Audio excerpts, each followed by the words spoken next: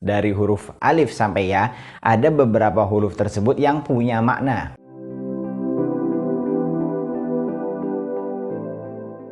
Bismillahirrahmanirrahim. Assalamualaikum warahmatullahi wabarakatuh. Bagaimana kabar teman-teman semua?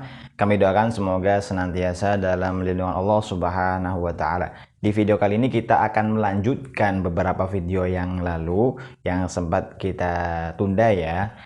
Kalau teman-teman masih ingat bahwa dalam materi nahwu, dalam kitab nahwu, ada satu bab yang paling dasar, paling esensial di dalamnya ya, yaitu bab tentang kalimat atau kata dalam bahasa Arab, di mana kalimat dalam bahasa Arab dibagi menjadi tiga, yaitu isim yang sudah kita bahas, kemudian fi'il juga sudah kita bahas, dan yang ketiga yaitu harf yang pada video kali ini akan kita bahas saat lagi. Bagaimana kelanjutan videonya? Mari kita saksikan sampai selesai. Di sini sudah saya tuliskan materi subbab yang ketiga ya dari pembahasan tentang kalimat, yaitu harf. Sebenarnya pembahasan harf ini tidak begitu panjang daripada pembahasan fi'il dengan pembahasan isim, karena cakupannya cukup singkat dan hanya satu pertemuan dalam pelajaran soal bisa kita pahami. Di sini sudah ada subbagannya, yaitu yang pertama harf atau huruf ya, dibagi menjadi dua, yaitu al-harfu al-mabani, al-harful mabani, dan al-harful ma'ani. Apa yang disebut dengan al-harful mabani dan harful ma'ani? Al-harful mabani yaitu huruf yang tersusun, yang biasa kita kenal dengan al-huruf al-hijaiyah, huruf abjad dari huruf alif sampai ya. Itu disebut dengan huruf al-mabani. Jadi A, B, C, D dalam versi bahasa Indonesia atau versi bahasa Inggris juga disebut dengan huruf al-mabani atau huruf abjad. Nah, perbedaannya dengan bahasa Inggris dengan bahasa Indonesia atau bahasa yang lain, huruf itu ternyata beda sedikit konsep ya. Kalau dalam bahasa Arab ada juga yang disebut dengan al-harful ma'ani, huruf yang memiliki makna. Saya ulangi, al-harful ma'ani adalah huruf yang memiliki makna, yang sedikit berbeda dari yang al-harful mabani, di mana huruf-huruf ini bisa masuk pada fi'il mukhtassun bil af'al, bisa masuk ke isim mukhtassun bil asma, dan musyarikatun bil af'al wal asma, dan bisa masuk ke fi'il atau ke isim. Apa yang dimaksud dari tiga subklasifikasi ini nanti akan kita pahami ya. Bahwa sekali lagi huruf dalam konsep bahasa Arab dibagi menjadi dua, yaitu huruf al-harful mabani yang tersusun dari huruf alif, ba, ta, sa sampai ya, dan yang kedua yaitu al-harful ma'ani, huruf yang memiliki makna. Kita ambil contoh sedikit dalam bahasa Indonesia misalnya. Kalau kita belajar huruf alfabet A, B, C, D, kemungkinan tidak akan kita temukan satu huruf yang berdiri dan memiliki makna. Tidak ada ya. A tidak mungkin punya makna, B juga tidak punya makna. Kalau dalam bahasa Inggris mungkin ada, yaitu A, yaitu sebuah, seekor, seuntai, dan seterusnya. Itu dalam bahasa Inggris. Dalam bahasa Arab tidak demikian, karena beberapa huruf dari huruf alif sampai ya, ada beberapa huruf tersebut yang punya makna. Misalnya, jika huruf hamzah berdiri sendiri, maka bermakna apakah. Jika huruf ba berdiri sendiri dengan kasroh, maka bermakna dengan. Jika huruf kaf fathahah berdiri sendiri, maka bermakna seperti. Jika huruf lam berdiri sendiri dengan kasroh, maka bermakna untuk, dan seterusnya. Itu yang disebut dengan al-harful ma'ani, huruf yang memiliki makna, di mana ketika dia berdiri sendiri pun sudah punya arti, sudah punya makna.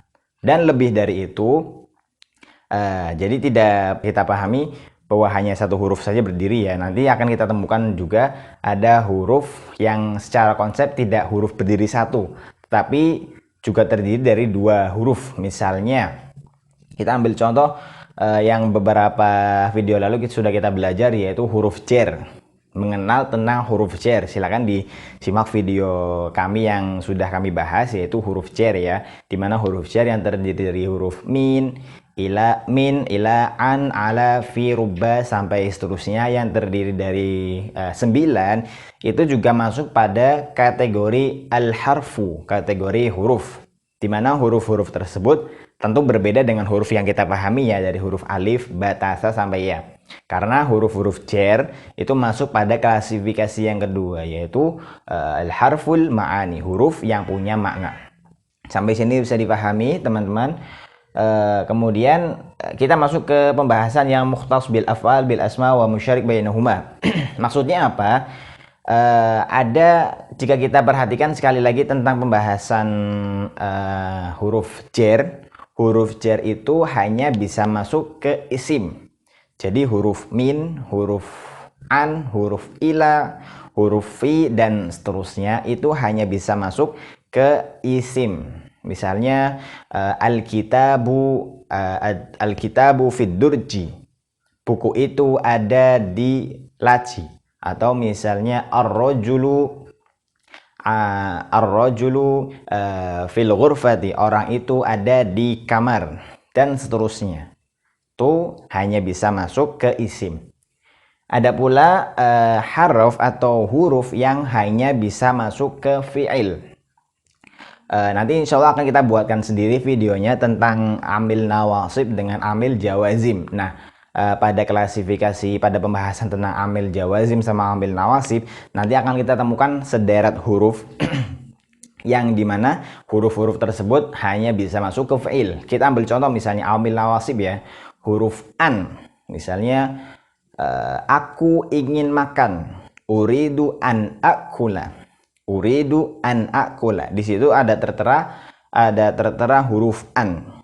An di situ hanya bisa masuk kepada fi'il, dimana kalau kita perhatikan ada huruf an kemudian setelahnya fi'il, yaitu akul. Urid an akul misalnya, atau misalnya lagi lan ya. Kalau ini juga sudah kami buat videonya yang kemarin, yaitu huruf kata negatif ya. Lan misalnya, lan yanjahal kaslanu, tidak akan sukses atau tidak akan berhasil orang yang malas. Kalau kita perhatikan kata lan di situ masuk pada kategori huruf yang hanya masuk pada fi'il. Kalau kita perhatikan juga setelah huruf lan yaitu fi'il, yaitu lan yanjaha. Lan yanjaha al-kaslanu, tidak akan sukses atau tidak akan berhasil orang yang malas. Kemudian terakhir yaitu musyarikatun bainal af'al wal asma.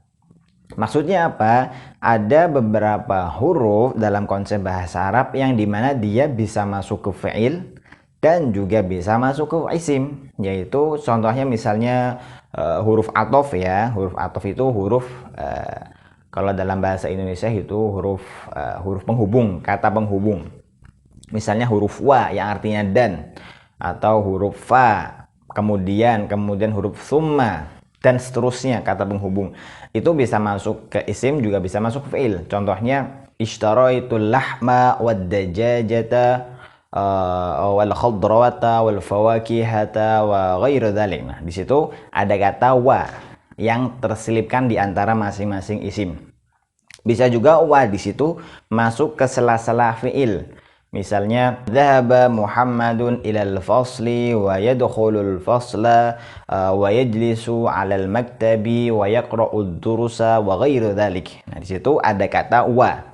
Wa di situ pada kalimat yang tadi kami sebutkan masuk pada fi'il. Jadi sekali lagi, wa atau huruf atof yang pada umumnya baik itu wa, fa, summa, dan seterusnya itu bisa masuk ke fi'il, juga bisa masuk ke isim.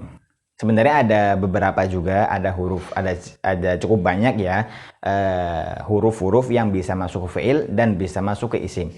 Kita cukupkan saja dan sampai di sini. Insya Allah pada beberapa video yang akan datang akan kita buatkan sendiri tentang konsep fi'il yang haraf yang bisa masuk isim, haraf yang bisa masuk ke fi'il, haraf dan yang bisa masuk ke dua isim, ke isim dan ke fi'il. Ini saja yang dapat kami sampaikan.